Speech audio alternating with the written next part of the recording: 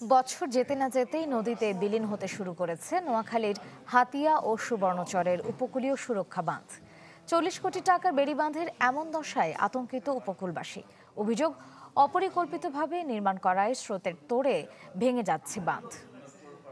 হিরন আরও mineral water মাত্র 50 পয়সায় প্রতি লিটার।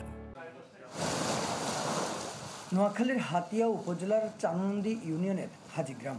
চলতি বছরের জুন জুলাই মাসে মেঘনা নদীর জোয়ারে নবনির্মিত সুরক্ষা বাঁধের এই অংশের অন্তত 500 মিটার ভেঙে যায়। এতে প্লাবিত হয় হাজি ও ভূঁইয়া গ্রাম সহ আশপাশের এলাকা। ঘর বাড়ি ছাড়তে বাধ্য হয় শত শত পরিবার।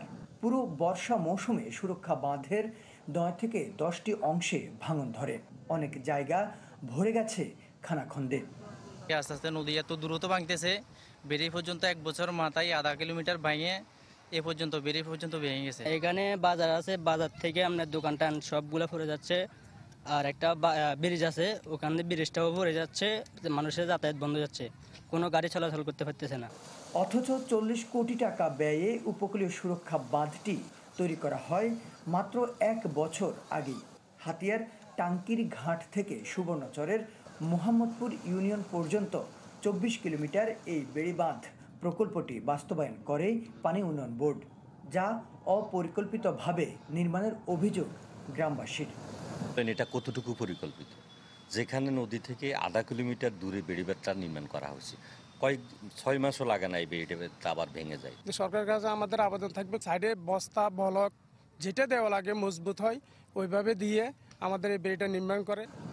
যদিও নিয়ম মেনেই বাঁধটি তৈরির দাবি পানি উন্নয়ন বোর্ডের। এখানে মোটামুটি স্টাডির রিপোর্টের আলোকে আসলে বেড়িবাঁধটা করা হয়েছে। আপাতত আমরা জরুরি কাজকর্মগুলো করছি। এটা আস্তে আস্তে করে যেহেতু পাশের রাস্তা আছে, যার জন্য ভেতরে লোকালে পানি না ঢোকে, তার জন্য আমাদের আমরা জরুরি কার্যক্রম হাতে নিয়েছি, পাটটা যাতে ভেঙে করে না আসে। বেড়িবাঁধের ভেঙে যাওয়া অংশ দ্রুত মেরামতের দাবি গ্রামবাসীর। সুমন ভৌমিক, চ্যানেল 24, নোয়াখালী।